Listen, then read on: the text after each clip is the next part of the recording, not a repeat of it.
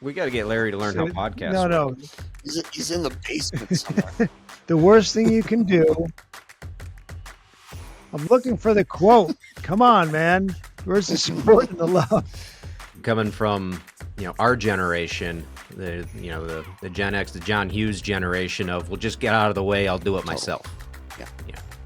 I'll power through this. So how did the two of you, coming from our world and what we grew up with, how did you learn to adjust your style and figure this out, that the younger generation's looking for something different than Pain. All came from Pain. Yeah, Jeff, Larry, and I were running our team just like we had been run by our boomer parents or mine, silent generation, much older. And I used to bark orders at people and do the whole thing. And then our door was like a turnstile, man. We'd get younger employees in, they'd stay 2 weeks and they'd bail. And I realized, I'm running them completely incorrect. The owners that I talk to that focus on culture the most are the ones that are smiling at the conventions. Always. What are you then seeing as the most common mistakes that the fields and the techs out in the field are making right now?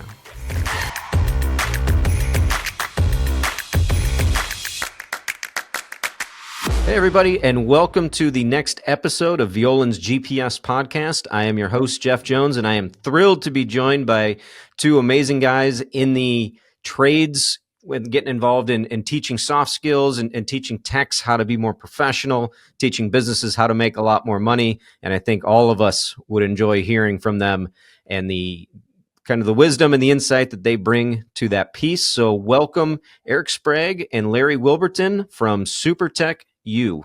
How you doing, guys? Good, Jeff. How are you? What's happening, Jeff? It's a pleasure to be here.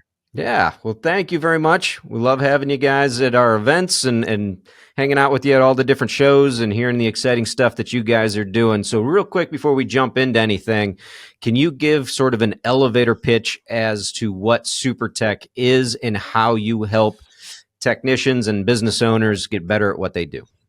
Go ahead, Larry. Well, before we say that, we want to say a wonderful thing about Violand, because you guys are amazing individuals. We enjoy seeing you at all your shows, whether it's your show or somebody else's. You bring this energy of knowledge and accountability to the room that is wonderful to be around. It's a pleasure and a privilege to be around and associated with you guys. And I'm not just saying that because I'm on your show, but it always Jeff, is. Jeff, I actually heard him say that one other time somewhere else. So it must be true. It must be true. I love it. Well, thank you very much. I appreciate it. So tell us a little bit about SuperTech. Yeah, Larry, go ahead. What we do is we train. Eric wants to speak, but I'll fill this in real quick, and he'll come in right after me. But what we do is we train teams in service businesses to have better people skills, to make the owners' lives easier, to make the businesses run smoother, because that's the ultimate goal in your business. You need a team to support you to get the job done, to get the work done, and that's pretty much what we do. And we do it in an original fashion by training people skills, because we found that if you don't have somebody that knows how to deal with people, with your clients, with yourselves, with your team, everything's a challenge, and it's very difficult. Do you have another take on that, Eric? I mean, I'm gonna take the restoration industry take a little bit. Jeff, you were on our podcast the other day, and we were talking about how the market's changing and how we get work is changing. And if you really look at restorers, we've all had this kind of pipeline to get work from, referral sources and TPAs and all that. And because Larry and I deal with all the trades, we deal with electrical, plumbing, heating, restoration, carpet cleaning. The other trades really put a lot more emphasis on getting like reviews and 5-star, they've had to compete. Mm-hmm. And if you look at how our industry is changing, you said it the other day, it's like people are going to have to go get their own work for, like, say, $5,000 to $8,000 jobs, right? It's going to change. They're going to be online and they're not going to be going through their agent. Why we developed SuperTech was because, think about it. We all drive the same vans. We all use the same equipment. We all write scopes in the same software, right? Like, everything's the same. So the only thing that can Yep. separate you from your competitors is how well your team can serve your clients and then obviously get reviews and 5 stars and all that stuff, right? So we started doing that years ago. We were in Los Angeles with our restoration company. It was super competitive. We needed to stand out. And we viewed our team and their ability to give an amazing service experience as our only way to separate ourselves. And it worked. So then what we did is we started SuperTech after we sold our restoration business, where we do basically the same lessons I used to do with the team every day in the warehouse. We do 3 to 5 minutes, and we're talking about job site behavior and their personal development and how to interact with people and all the people side skills that Larry's talking about. Because, our restoration clients, they don't know if we are good at cutting drywall or not, or drying out a structure. They know how they feel about us and our team. That's what we focus on. Yeah, I agree with you 100%. It's the same training programs. It's the same equipment. It's the same message. We'll restore your property. We'll restore your life. We'll make it better. The only competitive difference that a business has are the people within it, the culture that you build and the people that you build along the way, and the experience that they can provide their customers. Yeah, I agree. And everybody's also talking about. I was just at the Roto-Rooter convention last week with Larry, and I spoke for an hour about managing Gen Z employees. Younger employees want people to invest in them. They one of the points I was trying to make is younger team members want a coach more than a manager. They want somebody to coach them along the way. And that's what SuperTech does. And that's what I learned with my Millennial employees. They didn't want me coming down on them all the time and talking at them. They wanted me to coach them up so that they could be better on their own. And I believe strongly in that. I think that's weird too, coming from, our generation, the Gen X, the John Hughes generation of, well, just get out of the way. I'll do it myself. Yeah. I'll power through this. So how did the two of you, coming from our world and what we grew up with, how did you learn to adjust your style and figure this out, that the younger generation's looking for something different than we did? All came from pain. Pain. Yeah, Jeff, Larry, and I were running our team just like we had been run by our boomer parents or my silent generation, much older. And the only feedback that you ever got was the negative stuff. Like, they just assumed that you knew that, if no news is good news, right? And, Larry and I were just like, if you have something to do, just get it done. Like, well, what's the problem here? Yeah. And I used to bark orders at people and do the whole thing. And then our door was like a turnstile, man. We'd get younger employees in, they'd stay 2 weeks and they'd bail. And you can only do that so many times. And you're just like, all right, it's me, it's us. And I happened to be at a Chamber of Commerce meeting where somebody, I'd never heard the term millennial, didn't know what it was, didn't even know it was a thing. And somebody got up and did a presentation on how to manage millennial employees, because this would have been like 2008. So they're kind of coming of age. And I'm listening to that and I'm like, that's all of our employees, all of them, right, are this age. And then I realized, like, oh, I'm running them completely incorrectly. Like, and I have two choices at that point, Jeff. I can go, well, this is BS and they just need to do it my way. Or they need to go ahead and I need to change and adapt. And I chose, Larry and I chose to adapt.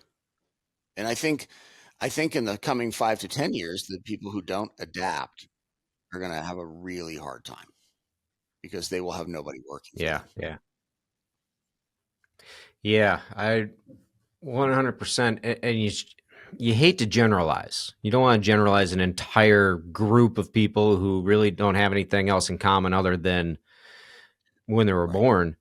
But 100%, there's a different mentality in the workforce today and it's not better, it's not worse, it's just different.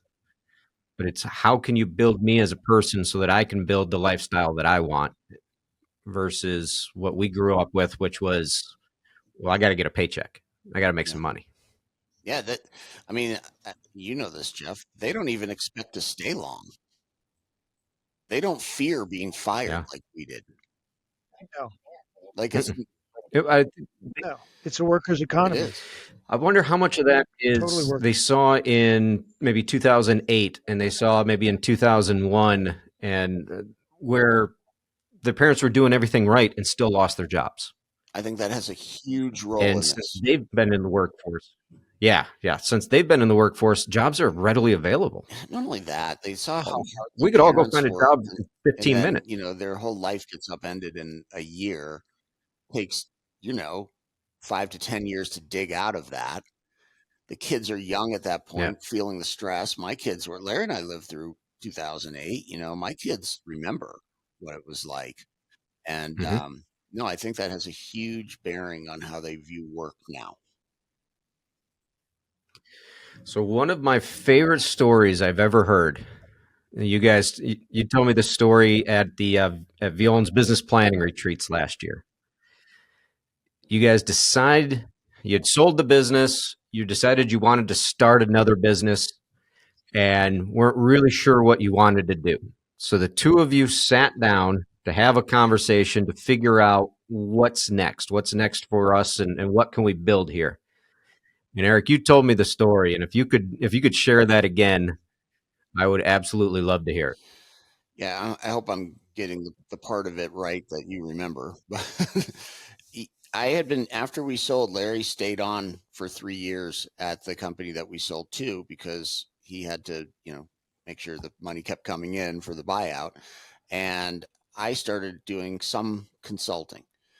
And I went to a company where the culture was horrendous, right? Like I couldn't believe, like coming from where we had been, like, and I'm walking into this room and I'm just like, good Lord, this is like prison, you know? And, the owner used to drive in, slam the door to his truck, and go upstairs to his office and then just fire out emails to everybody of what they're doing today. Never spoke to them, never good morning, nothing, right? And I just said to him, I was like, hey, the few days a week I'm here, do you mind if I have a morning meeting? Like kind of what I used to do, I think it will help the team. And he's like, yeah, whatever. Like, I don't care. Just make it quick. And as long as I don't have to be there, I'm good. And so, I did the same lessons that I did with my team. Now, these are people that have been kind of beaten down by this person, right? I mean, this was not a good culture. And And yeah, they PTSD. did a little bit. And and then all of a sudden, I'm seeing smiles, and I'm seeing people show up 10 minutes early when they were always 10 minutes late before. And then I would go out on jobs and check and like help them with, job site behavior and stuff. And I'm hearing them talk about clients using disc terminology. Oh, he's a high D. We got to go quick. And I'm like sitting there going, well, it worked at my company. It's working at, this semi prison where the people are hostage. And I was just like, I should just do this in video format, right? So I called Larry from Mhm. the job site and I was like, dude, I just figured it out. We got our next business right now. So what I did was I went and just in my garage shot some little lessons on a whiteboard. I didn't have a uniform. We didn't have a name for it. I just did some lessons like we would, what I would have said, and sent them out to some plumbers, some HVAC people, some electricians that we knew. And I got busy, Jeff, and I just went back to consulting, and I didn't think about it a lot. And then all of a sudden I'm getting texts like, where's the rest of them? The rest of what? I'd forgotten. And they're like, well, you sent me like 10 Mhm. videos. Like, where's the rest? And I was like, okay, now it's time to dig in. So we did that, and we created a system that's based on basically what we used to do on a daily basis. We do 3 to 5 minute video every day, right? Because look, especially younger folks, but I think all of us, we learn better in little micro doses, right? It's better to have it's Mhm. like practicing putting. You don't go practice putting for 5 hours once a month and think you're going to be a good putter. You putt some balls every day. And We just do the 3 to 5 minutes. Monday we do personal development, because if they're not good at home, it's going to bleed into work. We all know that, right? So I want to give them the life skills that they can use elsewhere. Tuesday we do job site behavior. Wednesdays we do DISC, because we want them to be able to communicate well. Sales and service on Thursday, and then on Fridays they'd have a recap video and take a 5-question quiz, right? And in our industry, if they do it, I believe, Larry, it's 26 weeks. They are entitled to 14 CE credits with the ISERC for doing that. So, yeah, that's huge. Get those credits. You don't have to do a whole lot because you're doing it already. Like, I don't know, we have several hundred clients now across all home service verticals, and the feedback is good. It's like the techs are always kind of like the forgotten ones in a way, right? It's always the project managers and the estimators and the CSR or the receptionists, whatever you want to call it. And it's like the techs, it's like, yeah, just get in a van and go make me money. Well, the techs are the largest percentage of the people in most companies, right? And we're, and then, we're going to go send them into very stressful environments where empathy is crucial and people are on edge, and there's adjusters there that they might need to, at least direct to a project manager. I need to give that person those skills to be able to manage that. And that's really what this is about. So what are you... Absolutely. What are you then seeing as the most common, I don't know if we want to say bad habit or something, but the most common mistakes that the fields and the techs out in the field are making right now? They don't like to communicate with the client because they're scared of them. Yeah, it's the client. Okay. And each other and the boss, just the communication between themselves. And once you teach them how it's important and the repercussions and how they could be so much better people by being able to communicate clearly and be understood and not be intimidated and not worry about what they're saying, it just makes a huge difference in anybody's behavior. I mean, most of us that are in the owner management world, we were trained these things when we were younger kids, and somehow we got through the system and we had different skills. A lot of these guys were just, I always say, dragged up. They weren't raised, and they didn't learn these things. And then when you teach them to them, it's just like us when we were kids. We didn't realize it. We learned all these things. Oh, this is great. And all of a sudden they're indebted to the owner for teaching these things. And then the owner's the hero. And they enjoy coming to work and they enjoy learning things. And they're learning skills that nobody else is presenting these things. There's not a lot of people out there presenting people skills to technicians in the restoration and the service industry. Do you think that inability to communicate or that unwillingness to communicate, is that a confidence issue, or is that an actual just I don't know how to do it? Jeff, I think because they don't have the skill, they don't have the confidence. So our goal was always to build the skill, and the confidence will rise. Think about it, Jeff. Look, you come from a good family. All three of us were fortunate in that we come from good families. We've talked about that in the past. A lot of our people didn't come up through a family that had a lot of guidance and training. Larry was, talking about that earlier. So, think about even us, though. We're 21 years old and there's a loss and the person's emotional and it's a $2 million house in a nice neighborhood. And they've never even been in a house like that and whatever. And all of a sudden we're asking them with no training, go manage that client and go manage that job site for me for your $25 an hour. Yeah. And you're also telling them you can't talk to your phone. You got to talk to them, because a lot of this is that this generation coming up, they're so engaged with their phone that the experience of communicating is that much more less, and the skills that come along with that. And then they realize they need these skills and they just don't have them. And then when they're presented, hey, this is how you do it, they're like, oh, this will make my day better. And all of a sudden they're not focusing on their phone as much. They're focusing on the skills that they're learning. Well, I remember when I was, and I grew up with a good family, and I got a college degree and considered myself somewhat educated. But I remember when I was 22 years old, I really, really thought I knew everything. And, life teaches you quickly that is never the case.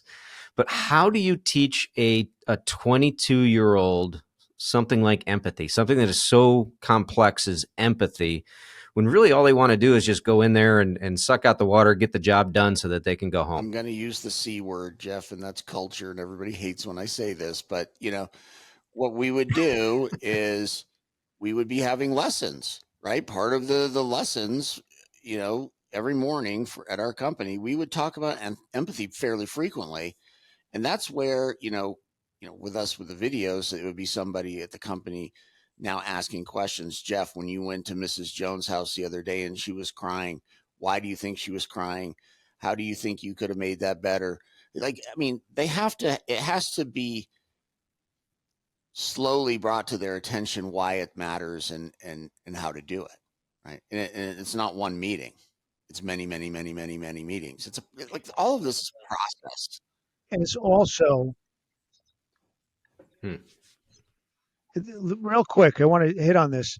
We give them specific tools because when we train the disc to them, it's trained to them directly on how to understand themselves and understand different people's personality traits. And it's nothing complex at all. It's very simple. And Eric teaches it.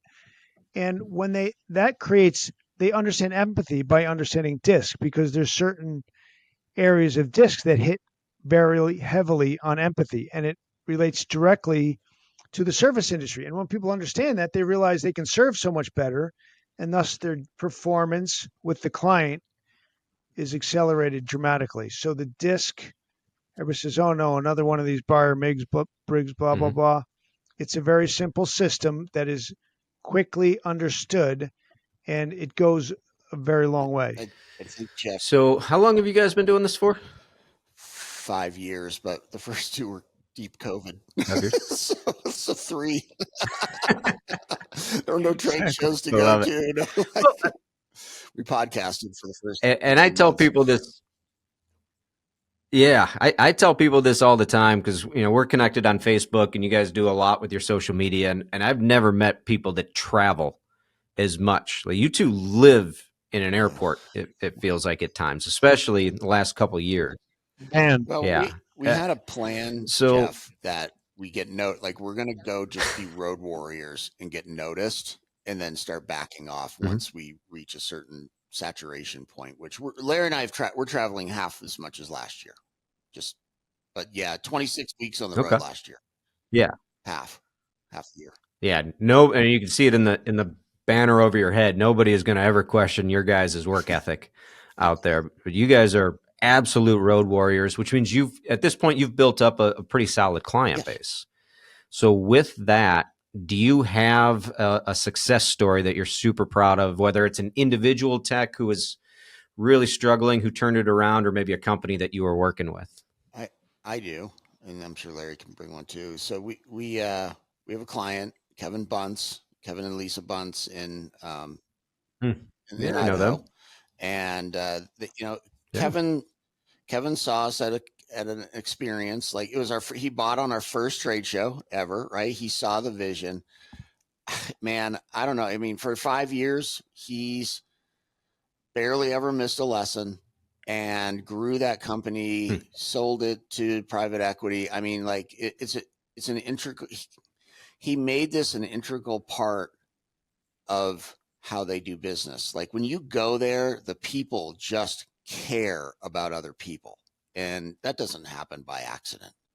So I think Kevin is I got a whole bunch, Jeff, but I think Kevin was our first like real success story where he uses the crap out of it. I remember I have a bunch of them. So we went. Go ahead, Eric. We went to Kevin's shop. No, go ahead, finish. Because he's such a good client. He probably had 30 or 35 guys at the time, and he was like, "Hey, can you do a lesson live before they head out?" I was like, "Sure, yeah, no problem." So I get up and I do my thing, and they're all sitting there. And these guys, when I show up, they feel like they know me because they see the video every day. And I finished, and nobody moved, Jeff. It was just dead silence, and nobody moved at all, right? And I'm like, okay, yeah, we're all done here. And then nobody moved. And then finally one guy raises his hand. He goes, you need to say it. That's our cue to go. And I was like, Really? I don't know what you're talking about. Like I had like no clue. So Kevin like came up and he whispered in my ear. He said, at the end of every single video, you always say, "You guys have an awesome day in the field. I'll see you back here tomorrow." I didn't know I said that, Jeff. I probably have been Wow. saying that for 15 years to our own people, right? And so I said it, and then it was like Pavlov's dog, dude. They all just stood up and then went to their vans and went. So I think it's Shawshank Redemption where the guy can't go to the bathroom unless he's given permission to do that. So is that kind of what you created right there? Was a prison Same system thing. Yeah, for these guys? absolutely. Super Tech is just a Perfect. I prison love it. online. Larry, what's your Larry, what's yours?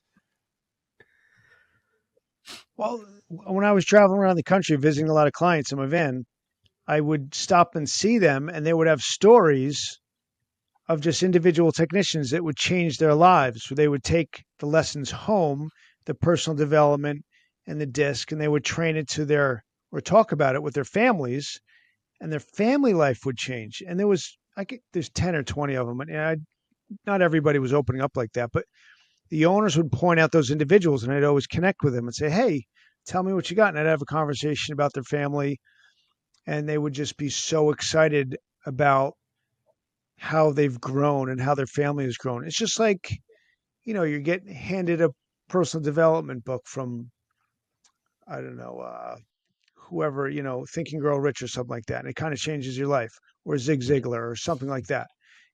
And then, but people aren't reading books like that. But when they're presented it to them in a fashion that they understand, they're grateful for what they learned. And it happens so often. It was very rewarding just having people come up and say, "You know what? This is changing my personal life so much." And it would be great to hear. Jeff? I think real quick, if I can make one point about that, Hmm? I've been working home service since I was 15. Like it's basically all I've ever done. I'm a technician at heart. I'm them, right? Yeah, I mean, I came from maybe a different family background than some of them, but I'm them, and I think they know that from the content of the videos. I think they have a sense that like Eric gets what I'm going through. Like it doesn't feel white collar. It doesn't look white collar. It's our videos are very blue collar and on purpose because technicians have a very finely tuned BS meter. If you haven't done it, they're not listening. So Okay. that's what I believe. I could see it's much more relatable then. You wore the boots at one point. Yep. That's cool. Okay. So where are the two, you're meeting with a lot of different business owners, but you're also meeting obviously with a lot of techs out there. What are you seeing right now as some of the biggest changes that are taking place in the industry over the last couple of years? I can speak to that. I mean, so workers' economy. And I always talk about my nephew's had 10 jobs in the last year. And, people can move from job to job. So right now, your retention of your team is really important. I mean, Leighton Healy said it was 1.6 times their salary every time you lose somebody. So it behooves these owners to keep their team and market to their team and sell to their team and to the new people coming on so much more aggressively, similar to clients, so they have people to go out and do the work. It's the worst feeling when you get a job that's going to be quite lucrative and you have nobody to do it. What do you do? So keeping and retaining and training your team and keeping them engaged is a huge part of what everybody in this industry is dealing with. So we're using, presenting SuperTech as a way to market to your team, to keep your team happy and engaged. And even when you're hiring somebody, say, "Listen, we're going to teach you skills that nobody else is teaching you." And many of our clients are using this when they're interviewing people. And as a selling point, you get this much money, you get this much vacation, you're going to have a great culture, and you're going to get educated in other ways that people haven't. So that's what I've seen made a difference in the economy, in the industry right now. Yeah, I agree with Larry. I think that over the next 5 to 10 years, especially technician retention is going to be one of the key KPIs for most companies.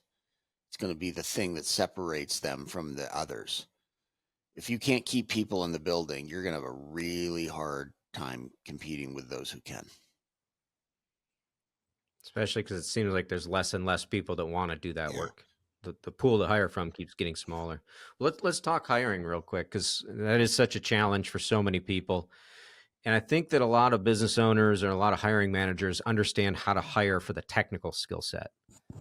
But do you have any tips on how to do proper hiring to be able to judge how strong are they at the soft skills to begin with?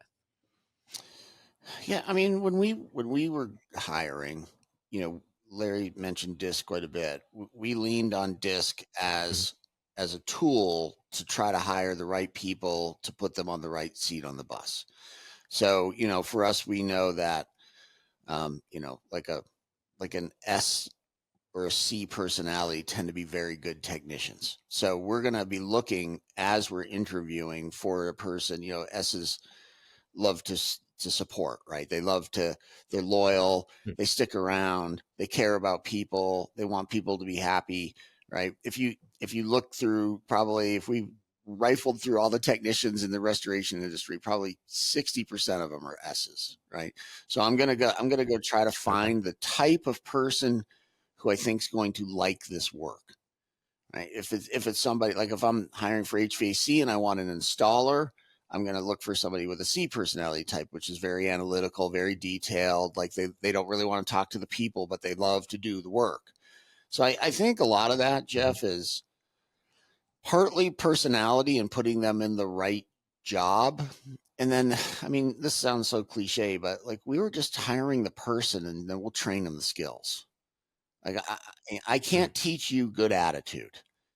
I can't teach you how to show up every day. Like if I can find somebody that can do like those two things, we could probably teach you everything else. Thank you for listening to Violand's GPS podcast. I hope you're finding valuable insights and practical wisdom to guide you on your journey. Violand's 2025 business planning retreats offer an unparalleled opportunity to drive growth and align your service-based business for success in the coming year. These retreats will be held October 22nd through the 24th in Canton, Ohio, and November 10th through the 12th and 13th through the 15th in Charlotte Harbor, Florida. Create clarity, improve communication, and foster accountability. Receive coaching and guidance to help you develop a customized strategic plan, marketing strategy, and financial pro forma, including KPIs and benchmarks, as you budget and forecast expenses and growth. Explore emerging trends and opportunities that can be leveraged to maximize your business's potential. Don't miss out. Register today at Violand.com or use the links provided on the screen or in the description. Now, let's get back to our show. So with the amount of business owners that you've talked to in all of the different industries that you serve, how often do you get a story from somebody about a tech who just crapped the bed and caused all sorts of problems? All the time. You got any horror stories that you hear about? I'm trying. Well, turnaround stories we hear all the time. Yeah, we usually we don't hear we usually hear the turnaround one, not the one where one where they just like cut the guy loose. Well, no, I will say this. I mean, this is everywhere, right? Like let's say it doesn't matter if it's super tech or you're doing the training yourself or whatever. If you had, say, a team of 10, there's always going to be 2 or 3 that they don't buy into anything or anyone. Right. And they're probably not going to last that long. Right. So we all have those people and we rotate them out. But yeah, Larry's right. Well, that's what we hear about the people who turn it around. We have plenty of stories about our own team back in the day that did some we could do that smash up bang. I got tons of those. I will tell you one. So Kevin Bunce, we were talking about earlier, he came on our podcast recently and he told the story that I have a video called Chuck in a Truck versus Paul the Pro, basically tale of 2 technicians. Like Chuck, drinks too much, doesn't shave, shows up late, hungover, the whole thing. And then, messy work site, messy van. And then, Paul's like well put together, takes his job seriously. And we compare and contrast in the video. and they Mhm. they play the video, and Kevin asked the team. He said, "Does anybody have any big takeaways?" And this guy raised his hand. He goes, "I just realized I'm Chuck. I had Oh. no idea." And Oh. subsequently, he just turned himself into Paul. Okay. Yeah. Good for him for being I know. self-aware and willing to I know. admit it. Yeah. I there are days where I feel like I'm Chuck too, so I get all it. of us. All of us. Yeah. Look, it's a tool like every other tool, right? Like, I mean, and I'm not here to pitch the lessons. I mean, great if you want to buy, that's awesome. But like, if nothing else, work on your culture and work on training your team yourself. Like somebody needs to be doing this. Is my point, right? Like, I just feel, because Jeff, I had so many service jobs as a kid, and I just remember, obviously I'm Gen X, so I'd go do the best job I had with the very little training that they gave me. They never trained me how to interact with the clients. And then I would screw up because I don't know what I'm doing. And I'm 19 years old or whatever. And then I'd get screamed at and threatened with firing, which back then, if you got fired, that was like a scarlet letter, like you're a loser, And I can remember so many days, Jeff, being out in the field by myself, trying to figure it out, going, I have no idea how to win here. I have, like, no matter what I'm trying, I'm always getting in trouble. And I don't know how to win at work. And like, that was my goal. Once we started really getting in this, I wanted everybody in our team to know what winning is for them. Like, if you can do that at your company, I think that's one of the greatest retention tools. I think people leave all the time because they're just like, I don't know how to do a good job here. Nobody's explaining to me what good is. It's at the whim of my manager and their mood or whatever, right? Okay. Yeah. So, that's what Larry and I tried really hard at Shamrock to do, is like, we want everybody to know, like, this is what we stand for. This is what we believe in. We're going to give you the training so you can go ring the doorbell and empathize with that client. Or if they're having a hard day, calm them down and have them call a project manager, or you call like, we're going to give you those tools so that you don't leave every day going, why do I work here?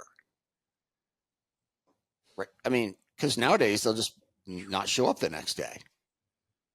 They'll ghost you. And then they'll post it on Facebook about how terrible you are. Yeah. Yeah. It's none of this is easy. None of it's easy. So, Larry, do you have anything to add to that? I must say, we didn't get ghosted. We didn't get ghosted all the time. Sometimes we get a text at 5 o'clock in the I don't morning. work here anymore. I quit. Okay. Well, what about the vehicle and the tools and the key to the shop? Do you even work in the home service industry if you haven't had a 5 a.m. text if I don't work here anymore? I guess it's probably better that you're getting that text versus the Chuck's just not there anymore.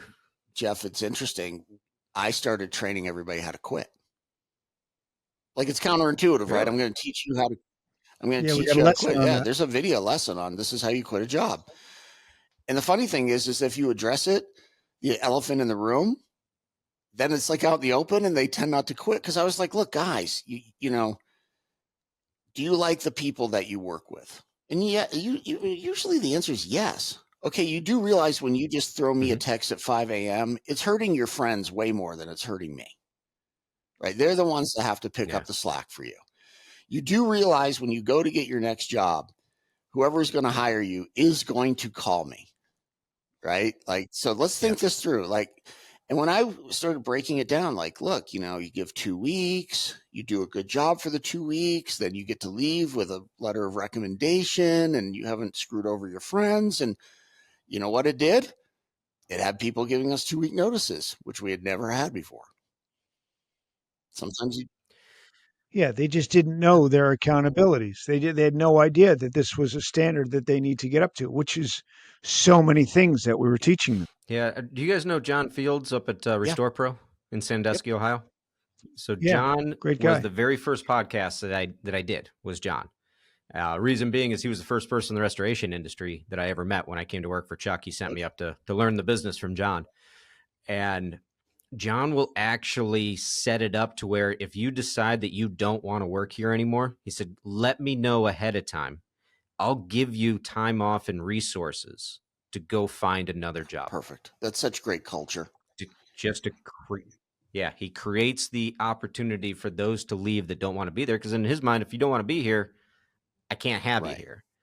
But he doesn't want that 5 a.m. No, that's genius. And so he creates an avenue for them to leave. No, that's a good idea. Yeah. John, good job, man. Right on. That was pretty neat. Jeff, you'll give him assistance. And I want to turn the table on you for just a second, if you don't mind. I mean, you guys at Violand are dealing with lots and lots of home service companies. You know, what do you see from your perspective with the topic that we're talking about? What do you think the important things are? With the soft skills? Yeah, and just engaging the team, I think, too. Exactly. Yeah, I think a lot of it is people are burning out right now in the industry, more so than I think I've ever seen it. It's tougher to sell work. It's definitely harder to get paid. Everybody is understaffed. Yeah. And so the owner is going in 18 different directions because they started this business to build a lifestyle for themselves. And instead what they did is many times they bought themselves a job. Yeah.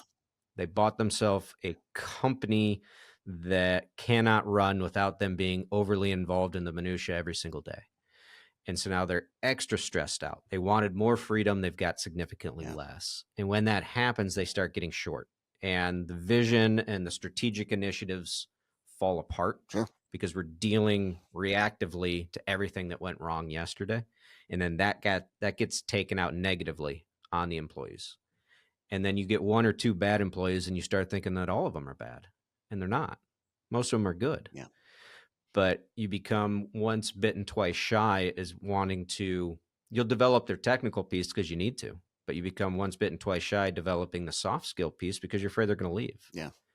And so you end up with a bunch of employees that don't have the life skills needed to be positive, successful human beings, much less employees. Yeah.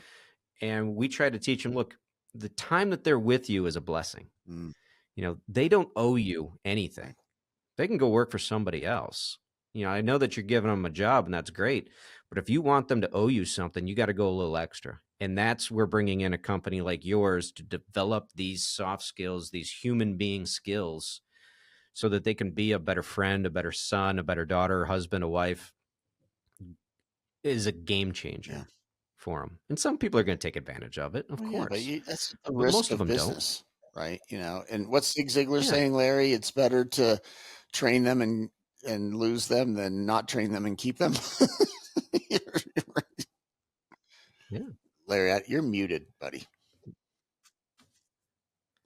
We got to get Larry to learn how podcasts work. No, he's in the basement somewhere. The worst thing you can do. I'm looking for the quote. Come on, man. Where's the support and the love? But yeah, I get that all the time from owners who say, I don't want to invest in that training because I don't want them to quit and go work for ServPro down the street and take the training with them. Well, while Larry's looking for the quote, Jeff, I can speak to that a little bit. So, you know, we had really high turnover for quite a few years because we were figuring it out. And then we started doing the lessons and really working on our culture, which I'm going to be honest, I was not into. Larry and I both at the beginning were like, we get work, you do work, we all make money. Like, what's the problem here? But we learned that doesn't work. And we had a guy who was really good. He was a little older, really, really good technician. And he came to us and he was like, hey guys, you know, one of the big franchises offered me $5 an hour more. And we're looking at that going, man, that's $5. That's a lot. Right. And he was in, you know, in California, you're on overtime by the day.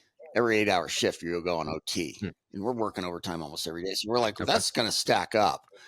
And so I was like, okay, you know, and I'm like, my heart's sinking, Jeff. Larry's is too. He's like our number one, like, MIT guy. And I was like, okay, well, like, I'm sorry. I could probably do a little, but I can't do that. And he looks at us, he goes, dude, I'm not going anywhere. He goes, I'm just letting you know. He goes, they don't invest in me. He's like, I get so much out of all the lessons. I use it in my life and da da da da da. He goes, I'm sticking around. Like they might not care about me at all. And I was just like, like in my head, I'm just like, holy moly, we just dodged the biggest bullet, right? And I think Larry and I gave him a couple dollars an hour more, and he stayed all the way till the day we sold, and he stayed at the company that we sold to for a long time. I mean, he saw more value in us investing in him than a couple dollars. And I think there's a lot of people like that, Jeff. We don't get to that point with them yet. Yeah. I think if people are going to chase the dollar, are going to chase the dollar, and that's okay. That's what they want, and you can tell that on the resume when you're interviewing the people. Yeah. They'll let you know exactly. But when you do get that culture, and the funny part, the owners that I talk to that focus on culture the most are the ones that are smiling at the conventions. Always. They're not stressed out, and they're engaged. Yep. You can just tell it when you. So the only thing worse than training people and having them leave is not training them and having them stay. Zig Ziglar. So that being said, why would you want to? Yeah, Zig Ziglar. Yeah. Spot on. Yeah. Don't train them and have them stay, and then it's a dumpster fire at that point. Then they're your problem. Yeah. Exactly. Well, guys, if somebody wants to know more about SuperTech and you have the videos, you also have other services that you guys do. I mean, you're becoming forces in the restoration industry, and I know in the other industries as well. How do they contact you, Larry? You can go to supertechu.com. There's some forms you can fill out to get sample lessons. You can email me at larry@supertechu.com. You can look us up on Facebook, Instagram, all the regular channels. And just reach out because, showing your team and investing in them, there's some strategy involved that we try and have conversations with people because they don't always get it. This isn't something that happens. It's not a regular training that people do. It only takes about 5 minutes a day, but you have to kind of do it strategically, which we learned this past week having some conversations with many of our clients. And we're implementing more things to help create better teams with our systems. There's many things that are not being done that we're focusing on communicating and educating and making it happen to have a great team. So supertechu.com or larry@supertechu.com. My other theory is you could just go to an airport and hang out for a little bit, and one of you guys will go walking by. That's sooner totally than later. Possible. So we have a silly fedora. Jeff, we don't travel. We don't travel again until we come see you. That's right. We'll see you. I get to see you in about a month. I'm excited. 3 weeks. Excited. So I'm going to leave it to you guys. Whether you were talking to a business owner, you're talking to a technician right now, what do you want to leave this podcast with? What's the biggest takeaway that you want somebody to get for the time they've invested in hearing the three of us talk? Yeah. What I hear, and I'm going to talk over Eric real quick before he starts. I talk to people all the time that have bought Eric's book. He has The Road to Seven Figures. They just don't know what to do. What do I do with this crummy team? They're not engaged. What do I do? There's so many things that we offer that you can do just in a conversation, or you go look at some of our posts. There's so many things you can do. You can have a great team, and people don't think that you can, but there's so many successful peoples out there with the team, with the culture, and they're really successful, not just financially, but their life is great. They enjoy going to work, and they have a great group of people around them. So that's where we can help. Go ahead, Eric. What you got? I agree with what Larry said, but in addition to that, Jeff, I'm going to piggyback off what you said when you go to a convention and the people who have the best culture, the only ones smiling and they seem happy and they're not working all the time and all that. Number one, that doesn't happen by accident. That happens with intentionality. So you have to, and like, I'm really big on being effective versus being efficient, right? Like it's more efficient to get the guys in and get them out the door immediately. And boom, they're gone, right? Oh, let's go make money. It's more effective to take 15 minutes every day. Yes, that costs you some money, right? I get that. But then train them so that when they do go out the door, they do a better job. They get more 5-star reviews. They stick around longer. So I'm going to pick effectiveness over just basic efficiency every time. 100%. You build a better business, you provide a better experience for your customers, and you guys have sold a business too, so you know how important that is when the company who wants to buy you, they're paying attention to that culture. You know, not only that, because that's what they're buying. They're buying the you know what the first question was for me? How many hours a week do you work here? And at that point, it wasn't many, but that took a long time. Yeah. So. Yeah. That's what they want. Yeah, nobody wants to buy your hard job. No, my gosh. Nobody they didn't wants want to our buy the job job. at one point. It was horrible. They already have a job. They don't want another one. That's right. Well, thank you very much, guys. I always enjoy our time we spend together. Looking forward to seeing you face to face here in a couple of weeks. I appreciate you coming on the podcast. You guys have an amazing podcast yourself. If you want to plug that real quick. Yeah, Blue Collar Nation podcast. We just had this awesome guest named Jeff Jones a couple weeks ago, so everybody needs to hear that. Actually, Jeff, I had a couple people reach out. I don't know if they've reached out. They heard the podcast and they wanted to talk to you about some management courses, so that was good. I was happy to hear that. Let's do it. So, whenever they're ready. And all right. Well, thanks, guys. Yep. Pleasure, and we look forward to seeing you soon. And we appreciate everybody who listened. Thanks, Jeff.